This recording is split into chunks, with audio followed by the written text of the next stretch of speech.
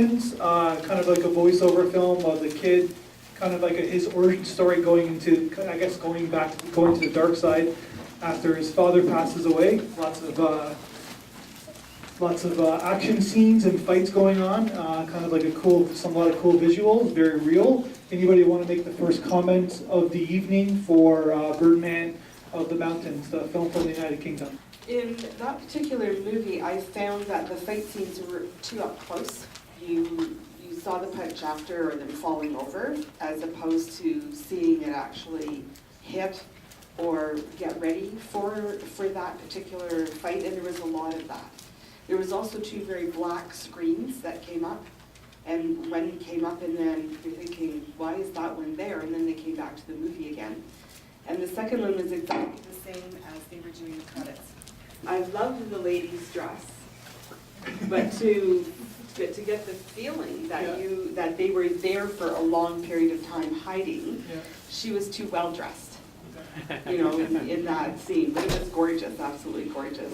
Or maybe she was just very good at cleaning her dress over and over again. Maybe she was, yeah, that's for sure. Yeah, it's kind of cool, like shown from the point of view of the son, showing his father kind of like in his altruistic pursuit, and then kind of like a stunning twist at the end. Go ahead. So it's funny, man, like, first disclosure, actually, I'm a filmmaker. That comment you said about how there's really no action film festival is some real-ass ish. I've learned that, like, the hard way. And it's great that there's a platform like this where people can see this stuff, because honestly, it's really hard to get something like that in any festival. No matter how good it is, if someone just looking at you like, what the heck, and then that's that. Yeah. But with regards to the actual film itself, I thought the lady in front of me, her comments were on point. And also, it reminded me of the Liquid Swords.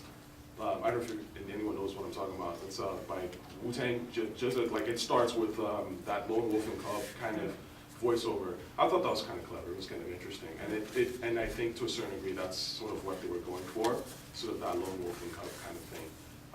I admire the fact that they just went out and did it because stuff like that is really hard to shoot in general. It's there's a lot of choreography involved and that kind of stuff, and a lot of performance work. So I give it up for the dude even trying. Yeah, the movie starts with a bang. It starts with an action scene. It tells you this kind of fantasy world that doesn't really exist pretty quickly, and then it shows the point of view of the kid, kind of like, it's almost like his villain or origin story in a lot of ways. So I was going to comment similarly to the last speaker that I thought, technically speaking, there was a lot of highly difficult shots and things that they did, and I commend them for all of the creative prowess it takes to get that kind of sequencing, and it was really great. I noted the other things, like I noticed, oh wow, they're very well dressed for being in the middle of the woods, and I don't see them having a very well made house, but I actually saw it more like it's from the eyes of a child. So, like, their perception might be a little bit different. I kind of watched this movie as though I was watching a visual poem, and in that way I found it very stunning and rich.